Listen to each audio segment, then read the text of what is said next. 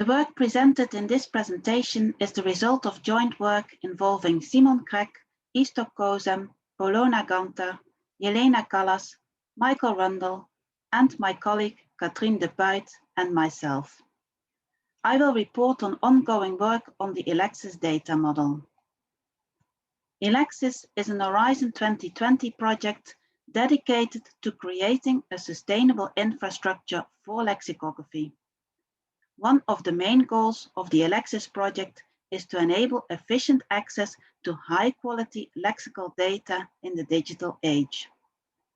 ELEXIS will realize this by integrating, extending, and harmonizing national and regional efforts in the field of lexicography, both modern and historical.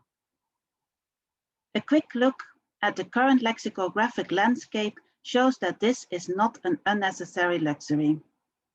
In each and every European country, elaborate efforts are put into the development of lexicographic resources describing the languages of the community.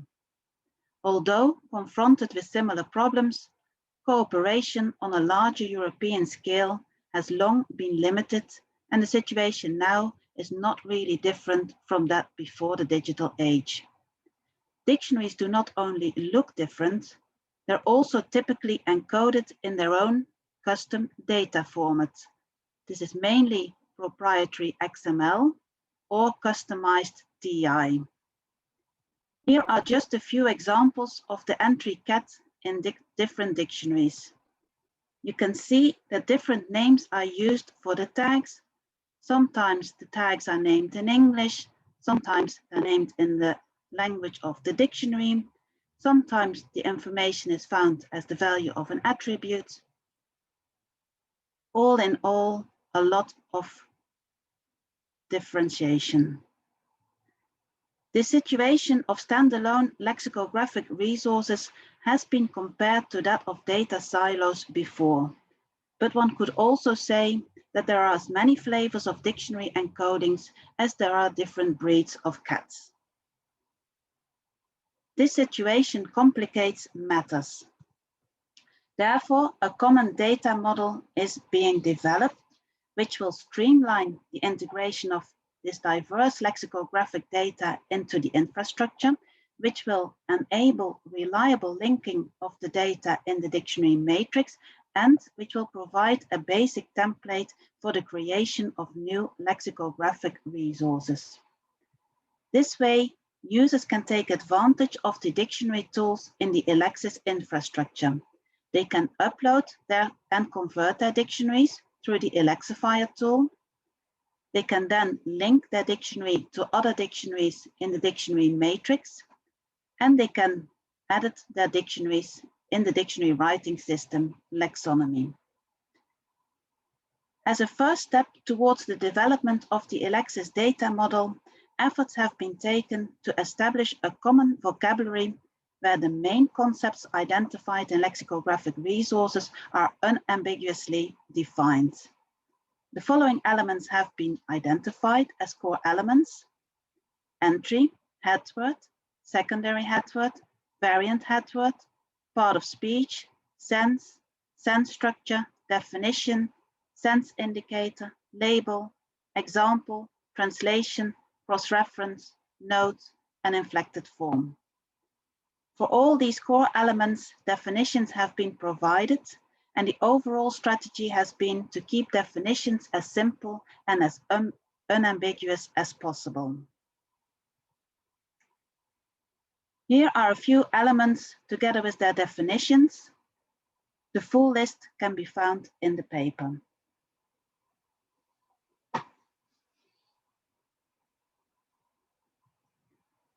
ELEXIS does of course not stand on its own with the need for standardization and harmonization. In the past decade, several institutions and organizations have started harmonizing their internal workflow, trying to arrive at a uniform data model that can be used for all lexicographic projects within the institution. There are also larger initiatives which are particularly relevant to ELEXIS. These are eLex 0, with a special focus on retro-digitized dictionaries, Ontelex Lemon, the de facto standard for representing lexical information as RDF, and the lexical markup framework, which is being developed by the ISO Technical Committee, TC37. As I said, these are larger initiatives, or they have a slightly different scope from the ELEXIS data model. More information on them can be found in the paper. Here, I just want to say that both TI-LEX 0 and OntoLex Lemon are supported within ELEXIS, and serializations will be provided from and to both TI-LEX 0 and OntoLex Lemon.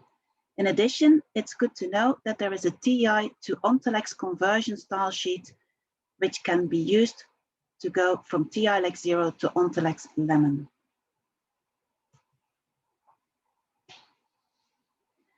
As identifying and defining elements in lexicography has proven notoriously difficult, we choose to evaluate our ongoing work by means of a short survey, which was sent to lexicographic experts on the ELEXIS International Advisory Board and to the lexicographic partners in the project. The survey was conducted in the autumn of 2020, and the goal of the survey was primarily qualitative rather than quantitative. Therefore, none of the questions in the survey was made obligatory, and additional comments could be given for almost all questions. Only a subset of the core elements were included in the pilot survey, as not all elements had been defined at that point. And for each of these elements, a separate section was created in the survey where the relevant definitions were given, together with a few extracts from existing dictionaries. And the lexicographic experts were then asked to answer questions about the elements in relation to the extract and the definitions provided. All in all, we received 10 valid responses.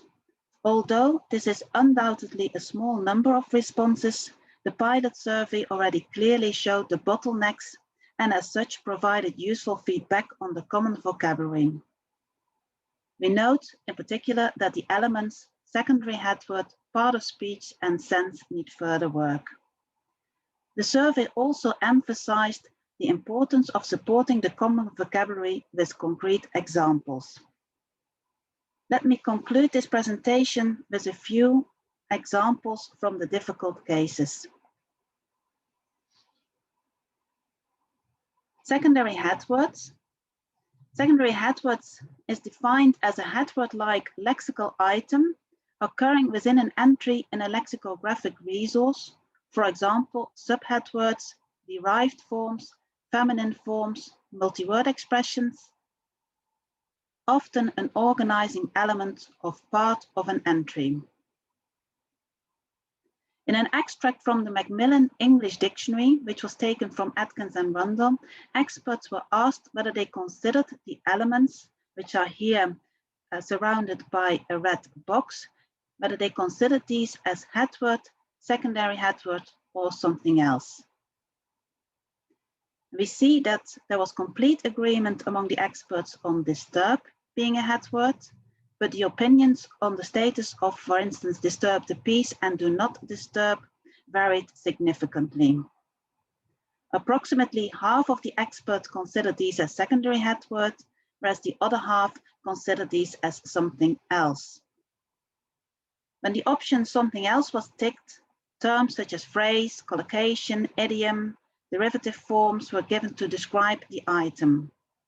It was also mentioned that structurally seen, these items can be considered as secondary headwords, as in the tagging structure, they do represent discrete blocks, but that conceptually they should be tagged for what they are, thus an idiom or phrasal verb, run-on, etc. It was also pointed out that this type of structural choice that has been done for search engine-friendly reasons divorces the phrase or idiom from its context, from the environment of its source word. This was considered as undesirable. Next, let's look at sense. To learn more about the perception of sense and sense structure, we took an extract from the American Heritage Dictionary, and we looked at the entry for efficient. There was full agreement that the numbers 1, 2, and 3 in this entry represent the sense structure. There was, however, quite some disagreement on what actually constitutes a sense. 4 possible variants were provided, as you can see here on the slide, and there was actually none that the experts all agreed on. Some consider the inclusion of the example necessary for it to be a sense, which is in line with the definition provided. Others mention the presence of a sense number as being required, unless numbering is automatic, and for some, sense itself is the definition. The latter was motivated by stating that structurally, explanatory examples are part of the sense and they tend to be included in the sense block in the tagging structure. They can illustrate the sense, but they are not truly the sense. And these answers suggest that there's an interplay between how elements are commonly marked in the dictionary structure and how lexicographers think about them conceptually. Finally, let's briefly look at part of speech.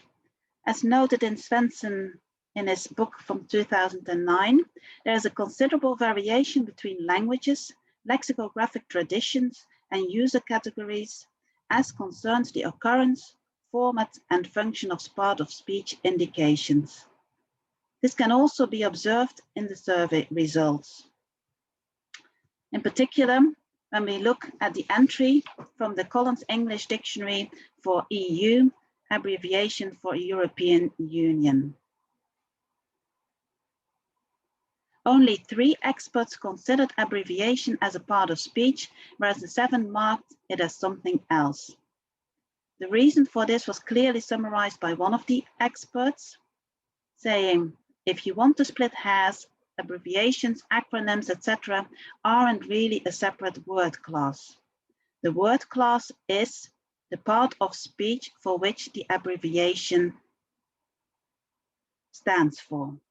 But in terms of listing this information in the header information of the dictionary, you'll find that most dictionaries put this kind of information inside part of speech tags. The next steps are to refine and finalize the definitions for these core elements and to express the ELEXIS data model in a formalism like UML. This way, the serializations to the 2 interoperability formats, OntoLex Lemon and TILEX 0 can be realized. Furthermore, we intend to launch an extended version of the survey to a larger audience to get more feedback from a wider variety of people.